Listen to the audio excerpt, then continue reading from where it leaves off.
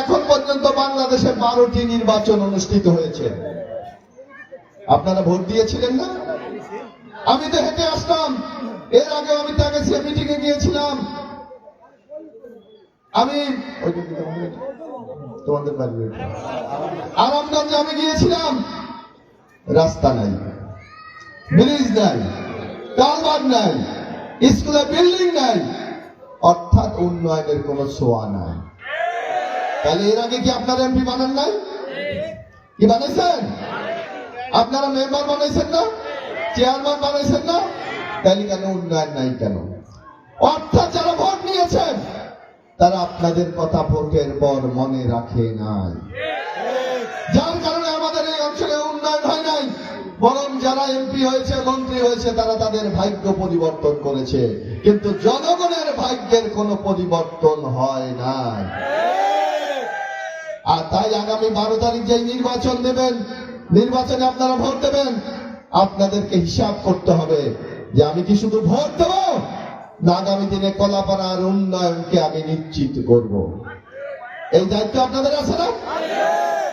এই যে কলাপাড়া এবার 3 জন প্রার্থী প্রতিদ্বন্দ্বিতা করছে এই নির্বাচনে, বিএনপি অর্থাৎ ধানের শীষের পক্ষ থেকে আমি ইবাদত করে, নামাজ করে, রোজা করে, আল্লাহর সন্তুষ্টি অর্জন করে আপনাকে বেহেশতে যেতে হবে। এই আমাদের বললাম আমরা তো ফ্যামিলি কার্ড দেবো, কারণ আপনারা জানেন আমাদের অধিকাংশ লোক কৃষক। আমরা কৃষক পরিবারের সন্তান, একসময় চাষাবাদ করে ধান যা উৎপাদন বিক্রি করে আমাদেরকে লেখাপড়ার খরচ দিতেন। কিন্তু কৃষকরা কিন্তু এখন মারাত্মক সমস্যা আছে। অর্থাৎ কৃষি কাজ করতে যেই পরিমাণ টাকা আপনাকে বিনিয়োগ করতে হয়, ওই যে ফসল উৎপাদন হয় সেই পরিমাণ টাকা কিন্তু আসে না। যার জন্য আগে যারা যারা বড় বড় গৃহস্থ ছিল তারা কিন্তু এখন চাষাবাদ ছাড়িয়ে দিছে। এখন নগদ লাগায়, কটকালা লাগায়, ওই বছরের লাগায়, এরকম লাগায় না। কারণটা কি? কারণ একটাই, আপনার চাষ করতে হলে এখন বীজের দাম বেশি, সার দিতে হয়, সারের দাম বেশি, কীটনাশক ঔষধ দিতে হয়, কীটনাশকের দাম বেশি।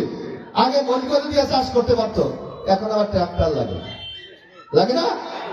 যার জন্য আমাদের নেতা তারেক রহমান বলেছে, আমরা ইনশাআল্লাহ জনগণের ভোটে যদি ক্ষমতায় যাই, এই কৃষকদের জন্য আমরা ন্যায্য মূল্য অর্থাৎ কম দামে আমরা সার দেব। শুনলে তাদের চোখ দিয়ে পানি পড়ে, এই দুর্বল জায়গাটাকে আঘাত করে, তারা প্রতারিত করে, চিটিং করে, তারা পাকা মার্কায় ভোট নিতে চায়।